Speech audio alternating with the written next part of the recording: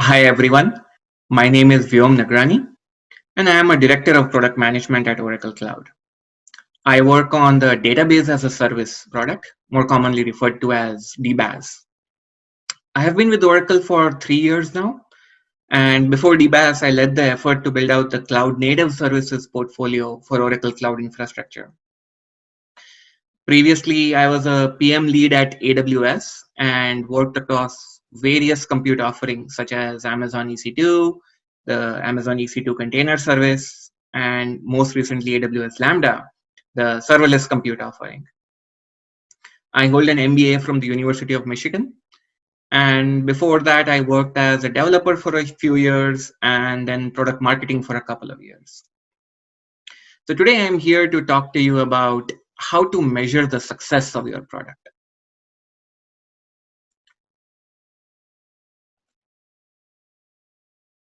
The most common metrics which you will hear when people say, let's measure success. And these two metrics often get defined well before the product development even starts. When the product is funded, when somebody in the company says, yes, let's go build this product, are how many customers can you get and how much money will you make the company? And most companies, most products are measured against these two numbers. And most people think that if you hit these two numbers, if you are getting the number of customers that you promised, and if you're making the number of dollars that you promised, then that should be a success. Today, we will walk through what these two numbers really mean and is it enough to meet these two numbers? So let's dig deeper into these two. So when you say, how much money do I make? Do you think revenue or do you think profit? Is it just purely customers paid me X number of dollars to use my product?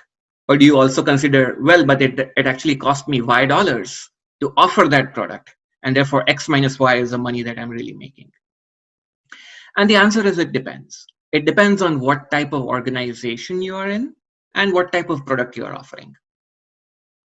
Typically, for fast growing businesses where you know you are growing at a rapid rate, revenue becomes more important because that's what drives the funnel. The more money revenue that you generate, obviously over time, because you are growing fast, you can fix your costs later on. Today, let's get the revenue. Once customers are paying, once they're used to paying, they will continue to pay. Other scenarios would be where there's a large fixed cost incurred. And this typically is software business, where the R&D is already done. Once you build the product, the R&D cost and the investment is already made. And that's going to be a fixed cost. So in most cases, you are looking at very large profit margins. So revenue and profit could be thought of as equivalent, or even if there might be a small incremental cost for selling the product, you can think of that as mostly fixed. So you can say like, hey, if it's a large fixed cost, then tracking revenue is pretty much the same. And then as a product manager, another thing which is pretty important is, do you control the cost? So for the product, it might be enough to track the revenue. But if as a product manager, you don't control the cost, then the only thing that which you can promise is revenue. Because you are tying that to how much product is going to sell. If somebody else, typically somebody else in the organization, controls a large amount of the cost. There's a variable marketing and sales cost. There's a variable production cost. There's a variable labor cost involved, which you don't control. Then in those cases, it makes sense to look solely at revenue. On the other hand, when would you start looking at profit? So you start looking at the other side of the equation. If it's a stable business, you know that things are going to stay pretty much where they are, then profit starts becoming more important, because there is no hypothetical future where you can make up the profit later on. This is the part where you are going to make money for the organization, and the money for organization is the profit that you're making, the profit that your product is making. Other scenarios could be where there's a large variable cost included. Again, this is more hardware-oriented businesses where the cost could be a huge factor, and therefore you're looking at very thin margins, it's sometimes easy to make revenue by just selling the product cheap. But that means you didn't make a good product to begin with. And that's why profit becomes a good important factor to monitor in these things. And obviously, the flip side, if you control the cost, if as a product manager in your organization, product management has full control over the costs, then as a product manager, you are accountable, or you would be held accountable for making a profit there. The other thing to think about is direct versus indirect dollars that you make.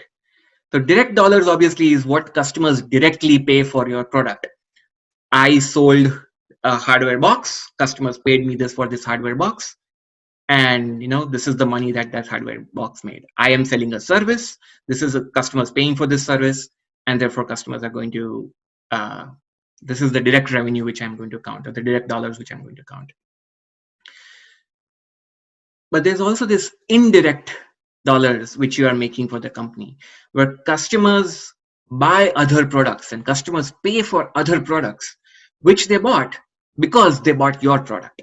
And this is what companies think of as attached revenue. So imagine that you are in a cloud services business, the part where I'm most familiar with. A lot of services you actually end up giving out for free. Does that mean that your product will never be able to show any dollar impact? No. There, what you show is that customers bought the cloud services package. They bought other cloud services because the product which you are offering, even if that product was free, it contributed to a attach rate with other services which customers bought. So as we saw, even if a small thing like how much money do you make, there's multiple ways of looking at money you made in this scenario. So then let's look at the other side of it. How many customers can you get? Well, what do you mean by customers? Do you mean users of the product? In many scenarios, especially in B2B and tech sector, do you mean developers? Now, developers and users might not be the same person. The user might be an IT person. The developer is the one who's actually going to consume the resources that the IT person provisions. Do you talk only of paying customers? Let's say you have 1 million free customers, but only 1% really pays. Is that success? Especially in large organizations where you're thinking of B2B sales and enterprise sales. Do you only consider sales accounts, where if you have an account with the customer and the customer is a real big paying customer, that's the number that you should go after? Well, again, it depends. It depends on what drives your dollars, because for the company, what you're optimizing for is the dollars. So which of these metrics will help you grow the dollars in the short or the long run? And that depends on the company's objectives. Now, what is the company trying to do? Is the company in a high growth phase, and right now you're trying to capture market share? Or are you already in a stable business, in which case, it goes back to what's driving your dollars.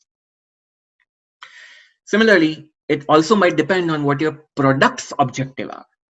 Now, there may be some products within an organization which are built for developers, versus others are built for enterprise customers or enterprise IT. And that also might change how you are going to measure which number is important.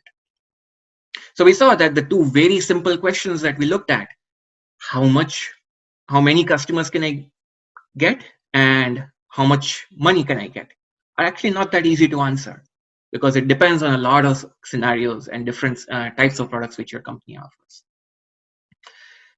So then let's look at one other thing. What's a good number to have?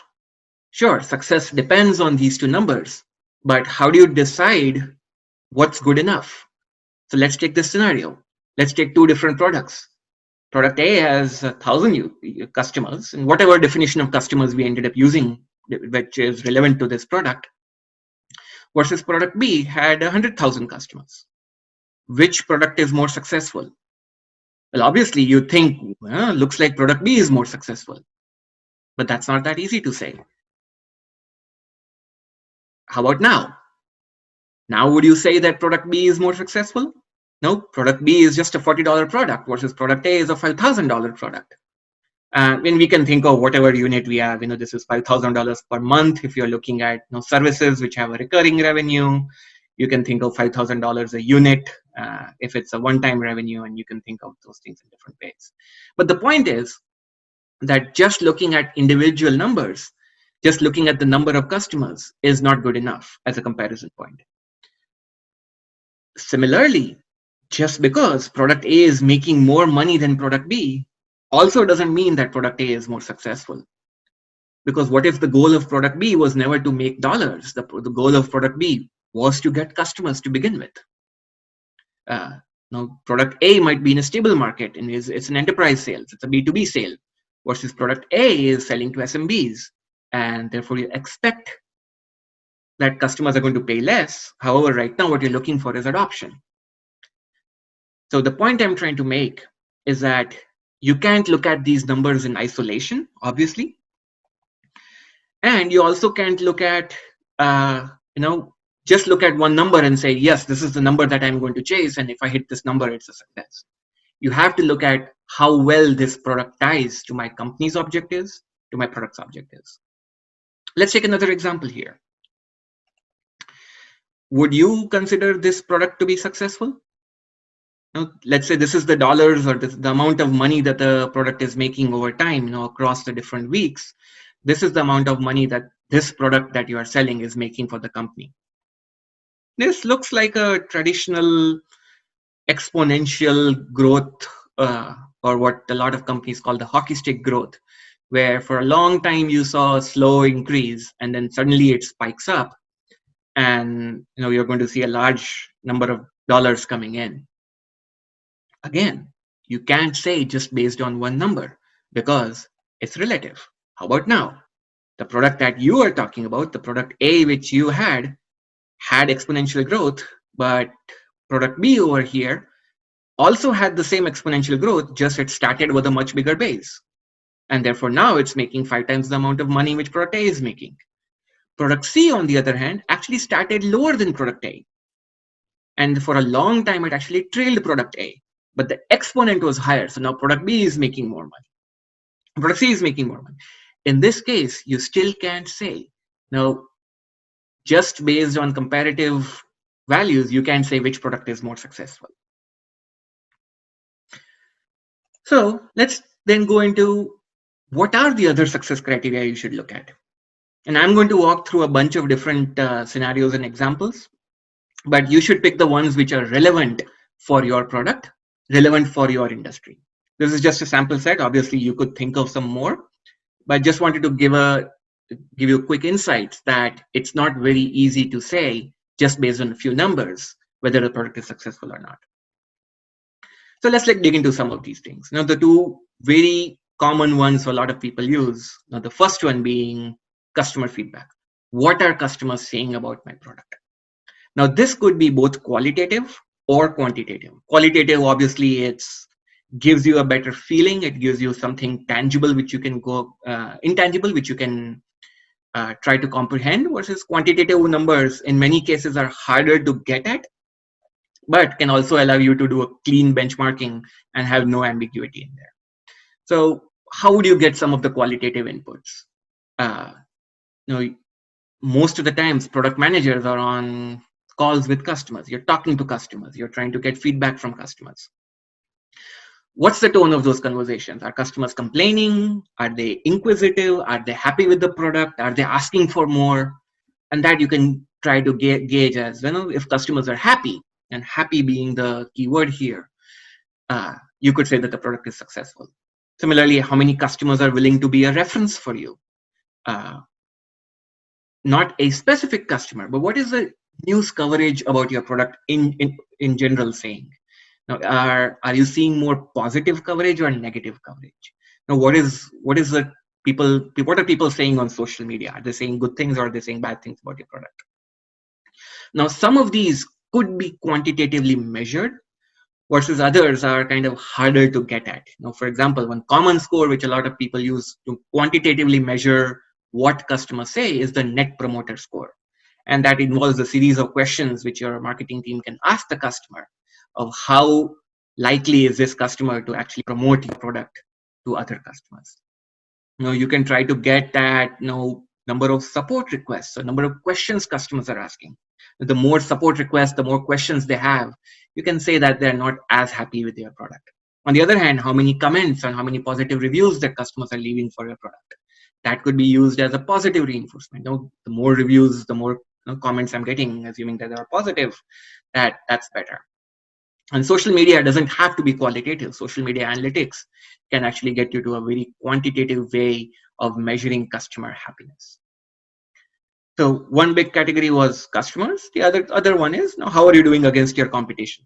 But again, this is very hard to say. What do you measure?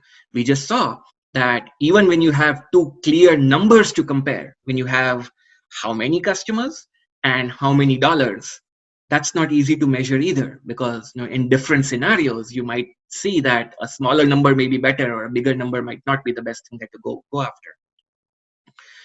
In competitive analysis, it actually becomes much harder to compare. How do you compare yourself against your competitor? A lot of ways people often think of is, let's look at the features. My product has feature A and feature B. The competitor has 2 extra features. Does this make your product worse? Not necessarily. You don't know if the feature C and feature D are important for the market which you are going after. But this still is a good benchmark to have, because it's very likely that your customers are also going to have this benchmark. Now, even if your customers don't care about feature C and feature D, they may say, I am getting what you offer from your competitor, but he's giving me more. I might not need that today, but in the future I might. This is a more straightforward scenario where your competitor very clearly has a more advanced feature set than you do, and oftentimes a lot of product managers will use this as a reference point and add feature C and feature D to your roadmap. But what if it's not a straightforward comparison? What if you have different feature sets? Now you have features B and C, which your competitors doesn't, versus competitor has X, Y, and Z, which you don't. Now, how do you go and say which is a better product? Again, it depends. And that's the point I'm trying to make here, is you can use these as guidelines. You can use these as signposts of how your product is doing. But it's very hard to have a one-to-one comparison, even in a competitive analysis, to exactly pinpoint which product is more successful, because success is oftentimes tied to what is it that you are trying to achieve. Maybe for what you are trying to achieve, feature B and feature C already are good features to have, in which case you are successful, versus what the competitor is doing. Even if he has more features, he'll not be considered successful as per your product and your company's strategy. He might be successful for his product and his company's strategy, but that's not relevant to you. Within competitive analysis, what a lot of product managers do is look at industry benchmarks, and that industry benchmark could be based on feature comparison, could be based on market share, like, hey, let's look at dollars. How many dollars or how much share of wallet does my company have versus other companies, or my product have versus other products? You could be looking at performance comparisons. In the cloud services domain that I am part of, the Gartner Magic Quadrant for IaaS is a good third-party independent benchmark to look at. And that will often talk about, at least from a feature comparison perspective, that's what Gartner focuses much more on, is how is your product category doing? Obviously, Gartner doesn't do per individual product and per individual feature, but overall as a cloud service provider who's doing well. So those are different things and different types of things you could consider just as a comparison point, because we said products stand alone, it's very hard to say successful or not. So as comparison points, you could look at, how does this fare against what your customers are saying, and how does it fare against what your competitors are doing? Let's also look at a few other dimensions of how to slice and dice these success criteria. Now, it's not just one number. It's not a standalone number which you're looking at, right? It's not just saying, I have 7,000 customers. That might mean nothing. You have to look at it on what dimensions are you considering this. So let's look at a few of those. So one obviously is, let's look at over time. Let's take this, if no, I have these many customers. Uh, you chart out how your customers have been growing over time. And as you can see in this case, for a long time, for the first 9 weeks, you saw exponential growth, after which you started seeing linear growth. Uh, Again, is this enough to say whether you are successful or not? No, maybe that's what you should have been expecting all along. Maybe you should have been expecting linear growth all along, and you got lucky for the first 9 weeks. But what this does say to me as a product manager is something happened at that 9th week. So let's go and explore. Obviously, data is never going to be this smooth. Just using this as an example here. So you slice and dice your data over time. You see how all of the metrics which you are tracking trend over time. And wherever you see an anomaly, that's where you start digging in. Then, especially if you're a product manager who looks at, now obviously your product is not going to have one feature. You're going to have multiple features on the product. This is also very helpful when you are the product manager for only one feature. Here, what you could do is you measure all of these metrics, number of customers, number of paying customers, number of users, number of developers, the profit margins, the revenue for for different things. All of these metrics you measure for each feature. And then that might also give you some insights into how your product is doing. Some insights may be, you could find that customers that use this product end up, or this feature end up paying more money, or customers who don't use this feature are more likely to attrit. So those are the type of things which you could derive if you slice and dice your success based on this different features. You do the exact same exercise per customer segment. Now, all of the above you do for every customer segment. And now you might find things like B2B customers pay 70% of your revenue. Does that mean you should focus on B2B? No, all that says is you need to dig deeper. And this might be an insight you use to define your product roadmap moving forward. Same thing, you might go and say like, hey, SMB segment is actually growing 3x at the rate of as enterprise customers. Again, is this something you expected? If yes, then it's good. If it's something which surprised you, then you need to go and look into it. You need to go and dig deeper, and that will tell you something about your product. And this list keeps going. Whatever dimension is relevant to your business, whatever category, whatever parameter, whatever grouping of customers, of features, internal, external, industry, whatever grouping is relevant to you, you can start looking into those groupings and try to measure all of your success criteria for those groups. So for example, I'm thinking of examples outside of this industry, of the industry which I am coming from. So customers aged 20 to 40 have 33% fewer support tickets than average. Again, is this a good thing? I don't know. It depends. You could find that, in a car sharing application, suburban residents have 3x more rides than city dwellers during peak hours. Is this something you expected? Don't know. You can start setting benchmarks on that. Do you think it should have been 4x? In which case 3x is not good. Do you think it should have been 2x? Well, then 3x is actually a good number to have. And then obviously you start mixing and matching these. For every metric, across every dimension, across every category, you compare all of these permutations. And what I'm trying to say is that, this list will keep going. Obviously you don't want to go into analysis paralysis here. What you're trying to do is you're trying to see if you can find a pattern. And those patterns will either identify opportunities for you as a product manager to go in and set your product roadmap to capture those opportunities, or it actually might highlight a weakness where you can go and say, hey, look, my product is not doing well in this category, in this permutation, my product is not doing well. And that also will tell you something about, is that something which you desired or not. So now that we have so much of data, as I said, don't want to get into analysis paralysis. So which are the important ones? Which are the ones that I should look at? So first, look at how frequently.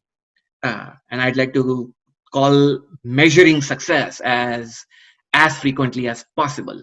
Now, as possible might be like, I'm not asking everybody to go out and start measuring your success every hour, like every hour go refresh your data. Obviously that's not practical. uh, the guideline which I try to use here is more frequently than your business demands. Now if your CEO, if your finance team, if your leadership looks at this data quarterly, you should be looking at it monthly as a product manager. If they look at it monthly, you should be looking at it weekly. If they look at it weekly, you should be looking at it twice, thrice, maybe even daily. Uh, so you always need to be ahead of where these numbers go. You should never be in a position where uh, you only look at these numbers when somebody asks you. And also, what I always try to say is set alerts on these numbers. You can, given the amount of data that most modern organizations generate, it's very easy to get lost. So instead of trying to look at these numbers every day, you set up rules which you would consider as business as usual.